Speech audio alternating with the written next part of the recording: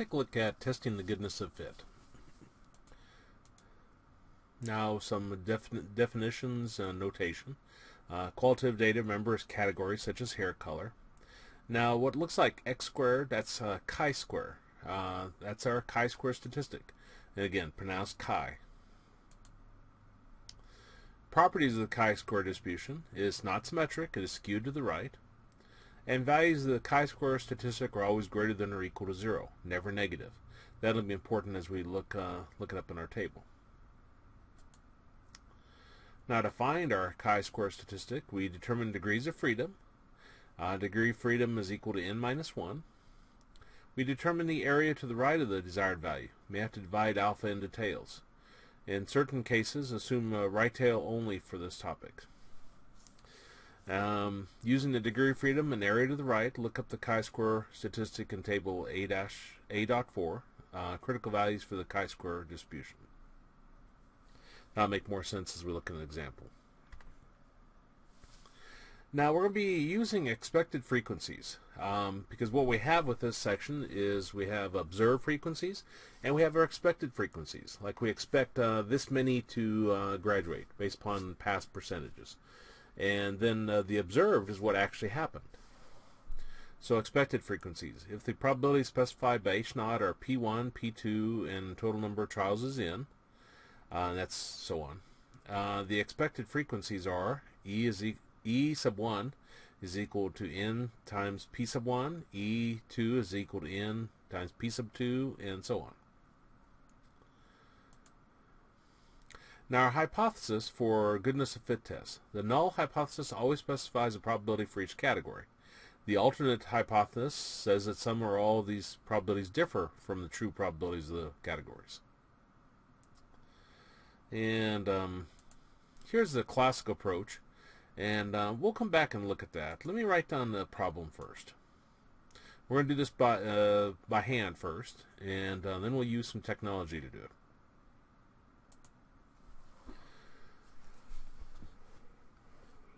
Okay. Let's see. The null hypothesis is that P1 is equal to 0.25, P2 is equal to 0.20, P3 is equal to 0.50, and P4 is equal to 0.05. So then H1 is always that it differs. So one or more of these differ from that. So this is saying that those are all relatively equal to those values. Remember, the significance comes into play. Okay, and then we got our category here in the observed. So let me write that down.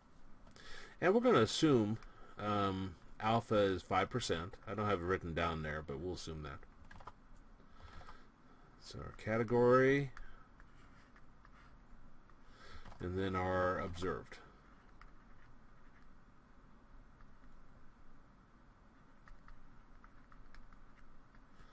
So we got 4 categories. Then we got 200. We got 150, 350, and 20. Now to begin with, I know I'm going to need N eventually. So let's add these together to find out what our N is. 350, 720. Let me double check that.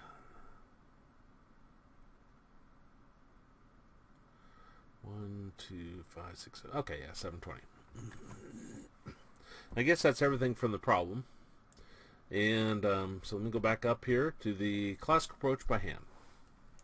Now, the shortened version of the claim, sometimes that's not necessary because your H0 always has this part on here.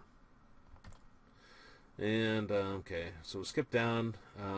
We'll come down to 4. It says the picture is always a right tail. Now chi-square, again, the picture looks a little bit different. It looks more like that, though I don't draw it very well. And I said that picture is always a right tail. So we'll put alpha into our tail. So put 5% in there.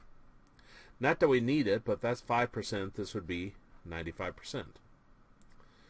And remember, this is our critical value. Critical value separates the main body from the tail. Okay. Find the critical values. Table A.4 using alpha and degree of freedom is equal to K minus 1, where K is the number of categories. We got 4 categories, so our degree of freedom is going to be K minus 1, which would be 4 minus 1, which gives us 3. Okay, so we're looking at 0.05 and 3. Well, it says area in the right tail, 0.05, so we're right here, and 3 would tell us 7.815.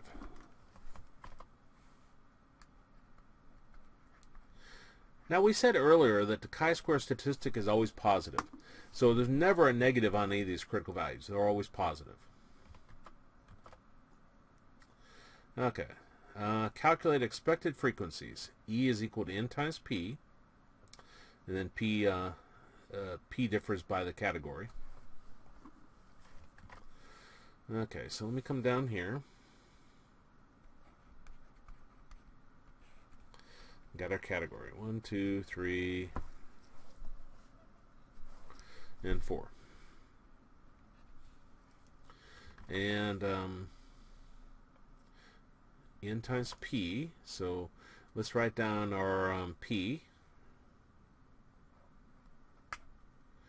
which is up in our h naught. So it says for the first category we expect 25%, so 0.25. For our second category we expect 20%. For our third category we expect 50%. And for our last category we expect 5%. And then E is equal to n times P.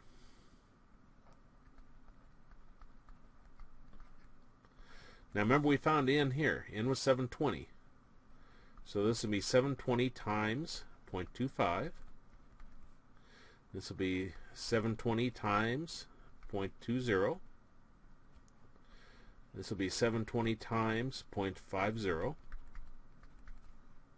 And this will be 720 times 0.05.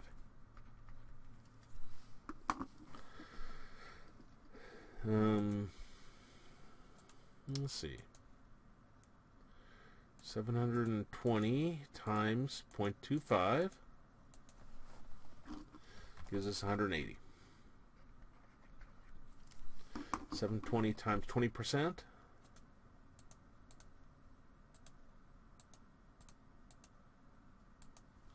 gives us 144.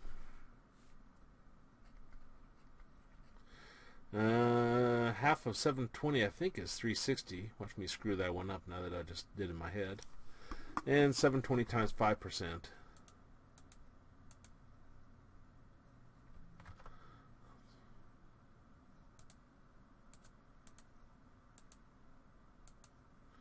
That'll give us 36.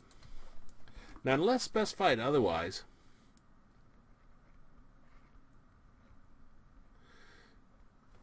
leave these as decimals. Don't round them.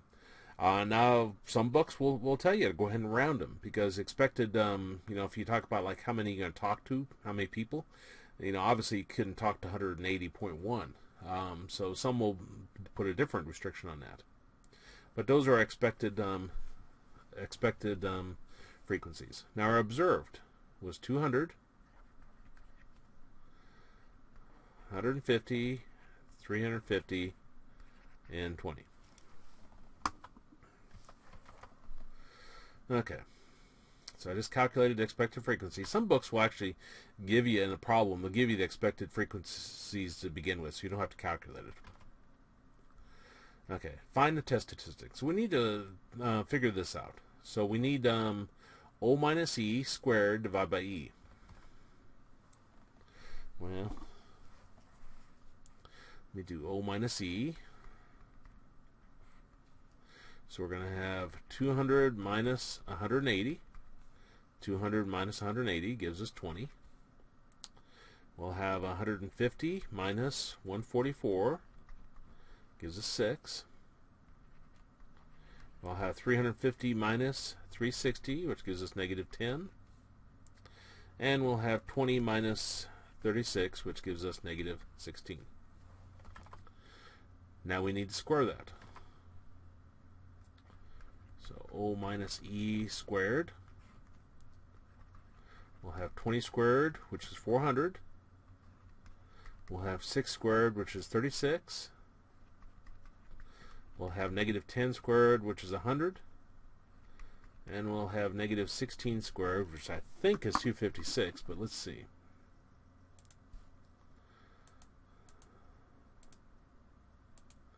$256. Now remember, whenever you square something, it's always positive.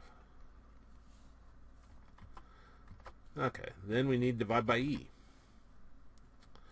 Okay, so I'm going to have O minus E squared divided by E. So we got 400 divided by E. E was 180. Try it again. There we go. This one will be 36 divided by E, which was 144. And this one will be 100 divided by E, which was 360. And this one will be 256 divided by E, which was 36. Okay, let me double check myself here. E, 180. Look at the formula again. Okay, so let's see what that gives us. 400 divided by 180.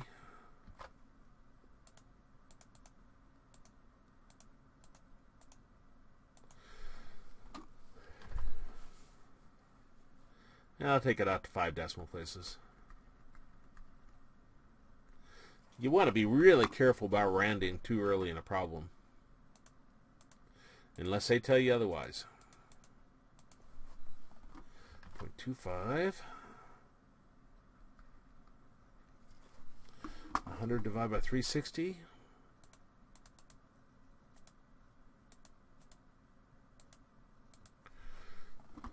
And we get 0.27778, 5 decimal places. 256 divided by 36. 7, a bunch of ones. 2, 3, 4, 5.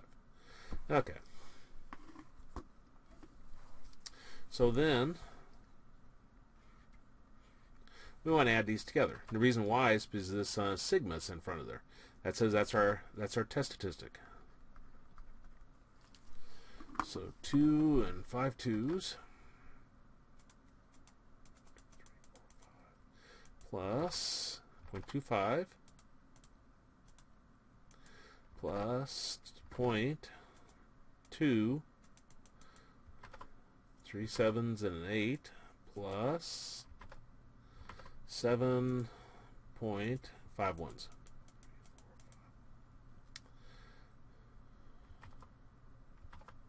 Seems like I'm missing a 7 there.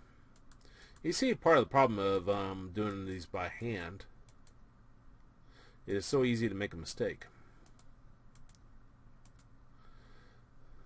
Okay, hopefully that didn't make any more mistakes. But let me press enter. We'll know when we use technology. That'll double check our answer for us. I'll take this 2 decimal places, 9.86. Now that's our test statistic. So let's go back to our steps. We had to figure out where our test statistic falls. Here's the number line. Here's 7.815, so our test statistic is going to fall over here somewhere. Our 9.86. So for our conclusion, if test statistic falls in a tail, it does fall in the tail, so that says we reject H0. Which means we accept H1.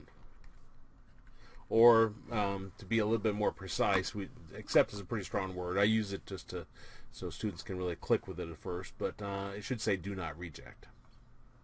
Okay, so we reject this. They're not the same as that. and we accept this. We do not reject it, that it differs. And that's doing it by hand. Okay, let's do the same problem, the classical approach using technology. Okay, so let me write this down again.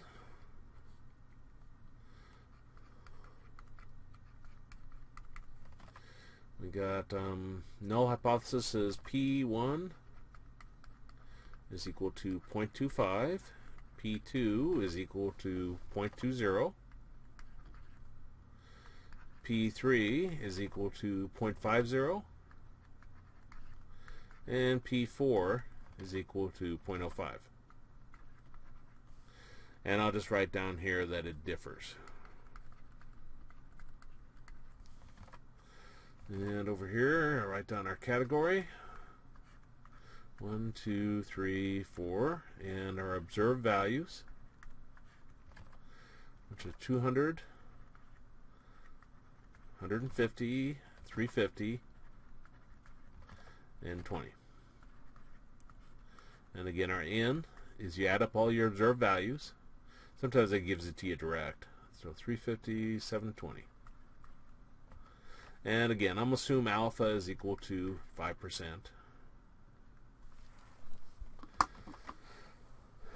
And let's take a look at the classic approach using the TA3, TA4.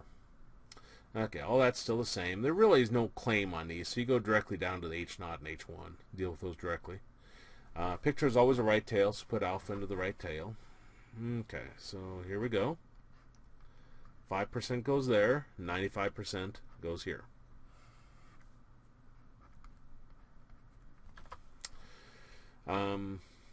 Put observed frequencies into L1 and expected frequencies N times P for each category into L2. So in our calculator,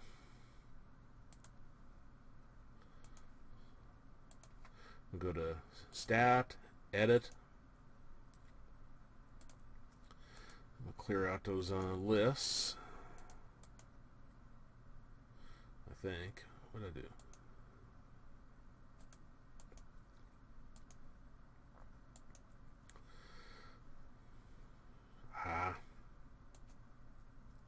Too early in the morning, I guess. I guess I better go back to bed. There we go. What in the world did I just say? Okay. Observed into L1. Okay, so this L1 is going to be your observed. 200, 150.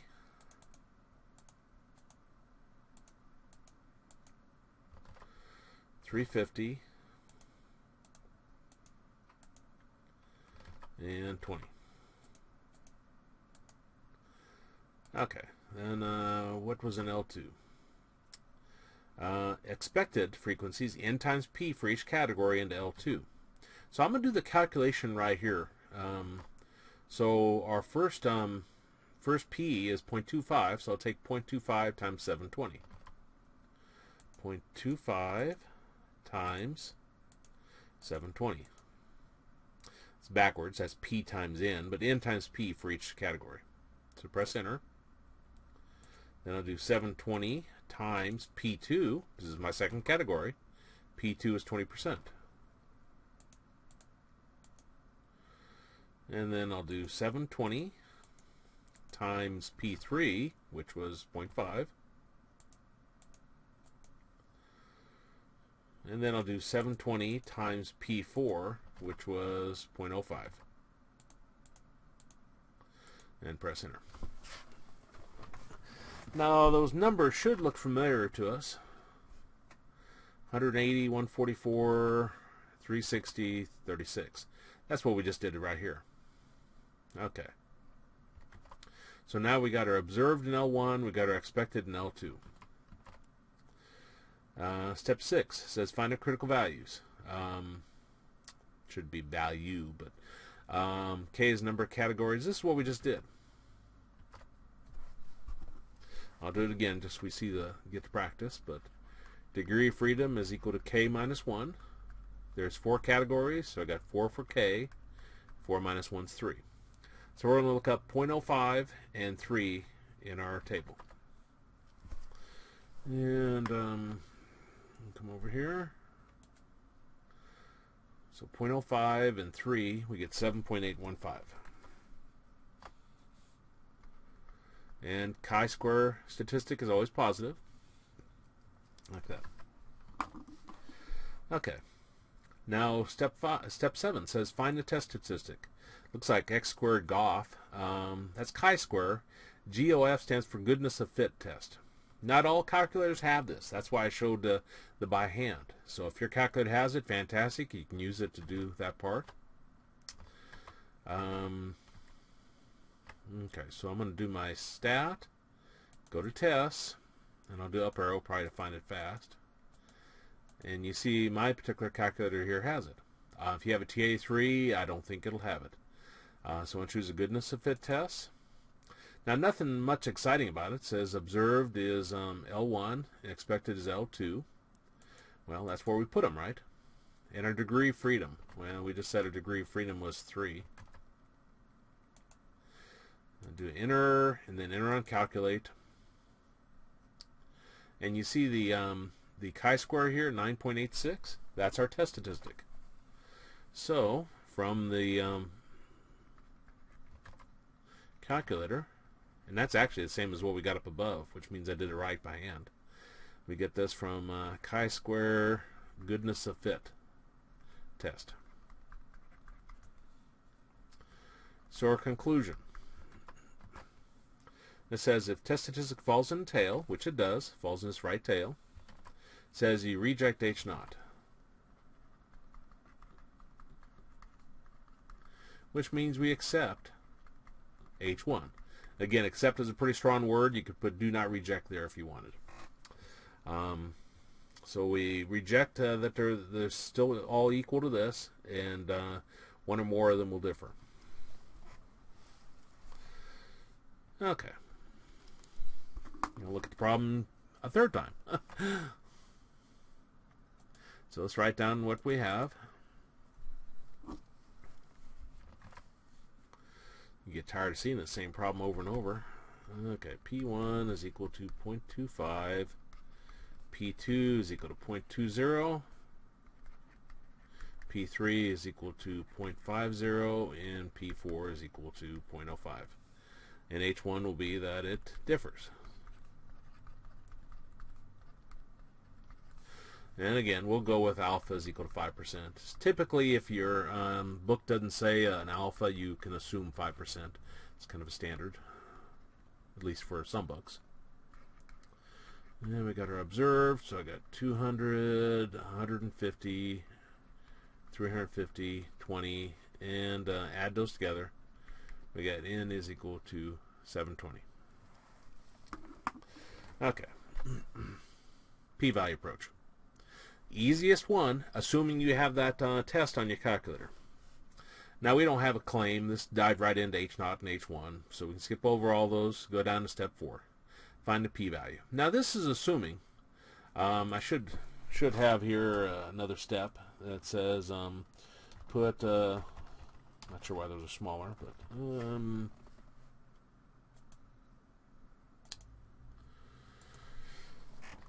put observed into L1 and expected n times p into L2.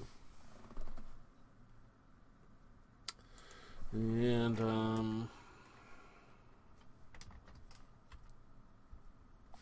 there we go. So, well, we've done that. We got our observed into L1, expected into L2. If I go to stat, I go into edit. Remember, that's what we did. We put in observed here, expected here.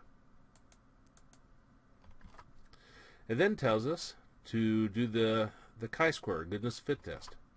So we'll do our stat, go over to tests, up arrow probably find it faster, and there's our chi-square goodness of fit.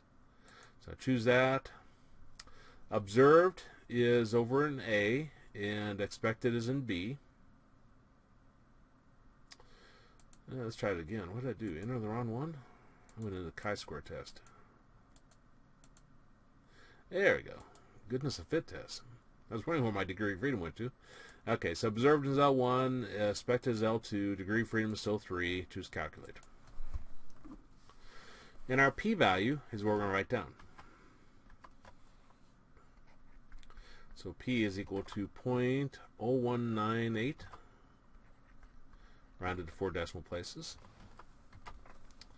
If p-value is less than alpha, well, here's our p-value, and alpha is 5%, so it is less than. That says we're going to reject h naught. So we're going to reject h naught, which means we accept h1, or we could say we do not reject h1. So the same conclusion that we came with the first three problems. First two times we did that. I'll learn to speak someday. Okay. Now this one here, this is kind of an interesting case. In the 1950s through 1960s, there's a tendency to grade on a true curve. 10% got A's, 20% got B's, 40% got C's, 20% were D's, and 10% were F's. Applying this flawed model, and some might say it's not flawed, but applying this flawed model, an instructor has the following distribution: 94 A's, 19 B's, 11 C's, 2 D's, and 14 F's. Does their distribution differ from the true curve? Is this instructor inflating their grades? See, this is one area where you could possibly use this. If you have an idea of typically what grade distribution should be, then you can apply the appropriate level of significance and use that to determine if this instructor is possibly inflating their grades. Does that mean they are? No, maybe they're just a really good instructor. Maybe they're a really bad instructor. Numbers are such you can apply any kind of test to it, but you also have to take a lot of other factors into consideration when you're making a statement. You can't just go off of like one claim and say, well, they're inflating their grades. But this is one example of where you'd use this. Now to find the n, these 94, 19, 11, those are your observed values. So to find the n, you would add all these up. The p, well, my h naught here would say p1, which would stand for my A's. P1 is equal to 10%, P2 is equal to 20%, P3 is 40%, P4 is 20%, P5 is 10%. Assuming I said all those percents right. Anyway, that shows you the testing the goodness of fit.